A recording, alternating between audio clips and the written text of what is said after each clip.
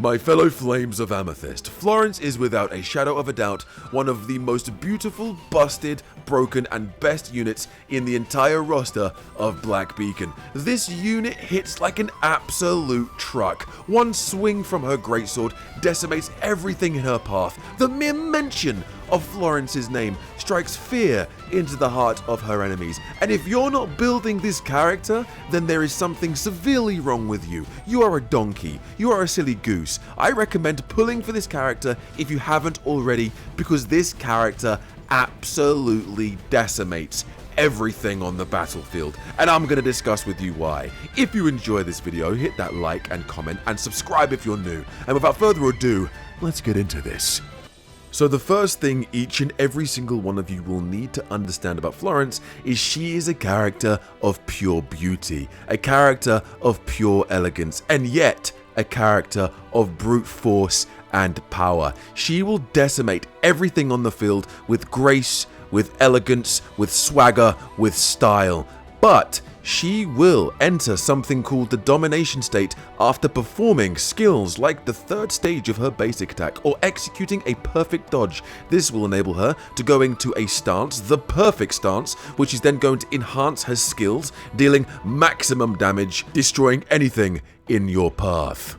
You will know exactly when you have entered the domination mode and when you are in the perfect stance while using Florence, because there is a bar that is under Florence's health bar that will shine gold. While this bar is shining gold, you will be able to use her enhanced skills. Her base skills will transform glowing orange or glowing gold, and this will allow you to activate her enhanced skills, dealing a much more higher significant amount of damage to the enemy around you. For instance, her skill 1, Falling Petals, will be derived and transformed as Blossom Dispersal. You will then unleash the absolute power of her skill 1, Blossom Dispersal, and after a brief pause, you can re-enter the domination mode. While you are within this perfect stance posture, the domination state is maintained and lasts for an additional second after exiting the stance.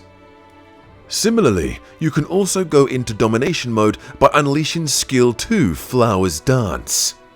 While you are in this perfect stance, Flowers Dance in domination mode is derived and transforms to become the Blooming Rage. Just like Blossom Dispersal, derived from skill 1, using Blooming Rage will go into domination mode once again.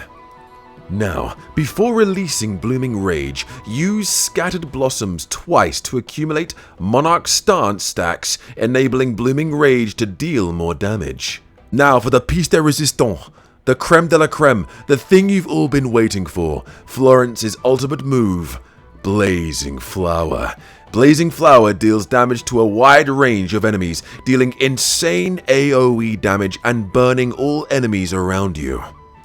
Now, the particular build I have gone for my Florence specifically is that of the Nourishing Wings, the Phoenix Tail, and the Jade Crane. Now, do not go for Nourishing Wings if you only have a single copy of Florence. The reason why I have gone for Nourishing Wings is because I was lucky enough to get multiple copies of Florence. Not everyone is going to be so lucky, so instead of going for Nourishing Wings, I recommend you going for the Endless March. This is going to be her best in-slot 10-piece Ancient Mark, so every single person should be going for the Endless March unless you have multiple copies of Florence, in which case go for the Nourishing Wings. The three main stats you need to focus on is her attack stat, her piercing damage stat, and her fire damage boost stat. I have gone for crit damage because like I said, have multiple copies of Florence. The more copies you have, the better her crit damage and her crit rate is going to be. If you only have one copy of Florence, Endless March and the Phoenix Tail and the Jade Crane is going to be the three best ancient marks to go for.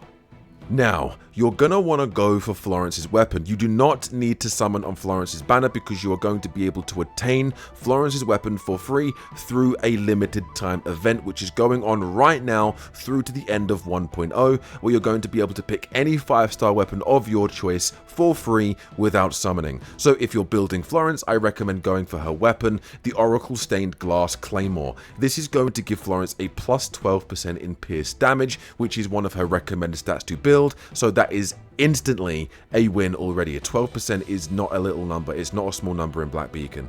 Each layer of Monarch stance grants an additional 4% increase to derived damage.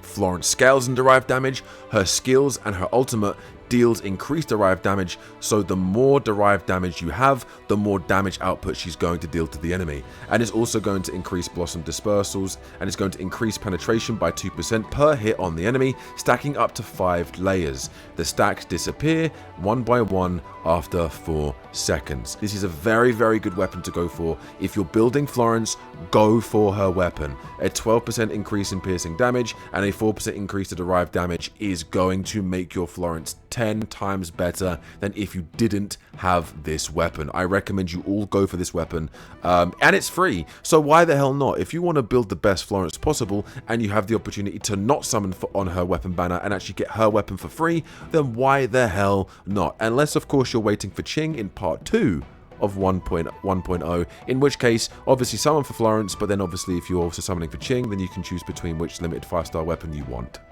So the team I have decided to go for when building my Florence is Florence herself as my upfront main damage dealer, obviously. Zero, who is going to give a 20% attack increase to all characters in your team, which means my Florence is going to deal 20% increase in attack to the enemy, which is just going to be absolutely disgusting. And my supporting character is none other than Ninsar. Ninsar is one of the best supporting units in the entire game. If you build her for straight HP, the more HP she has, the more shielding you're going to give your team. And my Ninsar shield is pretty significant, and to top it off, to put the cherry on top, if you've gone for Ninsar P6, she's going to also dish out 5% healing for your entire team when you enter her shield domain. When she puts her shield domain down with her skill 2, not only is it going to give the on-field character a shield based on her maximum HP, it's also going to heal the character based on Ninsar's maximum HP, which means I've got the best shielder, which also does a little bit of healing as well. So that's basically the team I've gone for.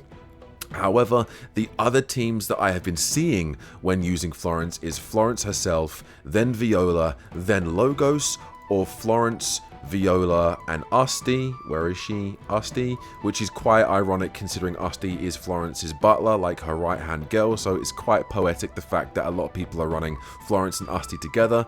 Or another one that I've been seeing is Florence, Zero, Logos, or Florence, Zero, and Asti. Those are probably going to be the different team comps that you're going to be able to use when building your Florence. I personally have gone for Florence, Zero, and Ninsar because I love Ninsar. I love the shield that she gives to the team, and when I have her at P6, I love the fact that she's also going to dish out a little bit of healing, which means not only is the shield going to make my on-field characters near enough indestructible, but in case they do take damage, she's going to dish out 5 to 10% healing of her maximum HP to the on-field character once her skill 2 Seal, which gives the shield, expires. So it's a win-win.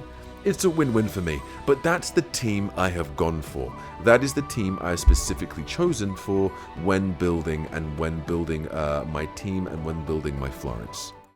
So, my fellow Flames of Amethyst, I do hope this video has helped you understand the Queen of DPS herself that little bit better, and I hope everything that I've spoken about within this video regards to her ancient mark choices, in regards to her team comps, and in regards to her weapon, I do hope this video has just overall helped you understand the character of Florence that little bit more. Florence is my favorite character in the entire game. I love the character, she does so much for me. I'm clearing the content, I'm clearing the story, I'm clearing the end game very easily because of Florence. I know a lot of people are going to say go for Lycha because he's the better option. He is the better DPS, arguably. It is up for debate whether Florence or Lycha is better, but at the moment, proof shows that Lycha has a better advantage, has a better increased advantage when clearing the end game and clearing the bosses and just overall clearing the content. Not a massive margin between the two, but a decent enough one for people to go, Lycha is that little bit better. However, it's still in the conversation to say that Florence is still up there to be the best DPS in the entire game. So if you enjoyed this video and if you think this video helps you out, leave a like, comment, and subscribe. And I thank each and every one of you for watching, and I'll see you in the next Black Beacon video.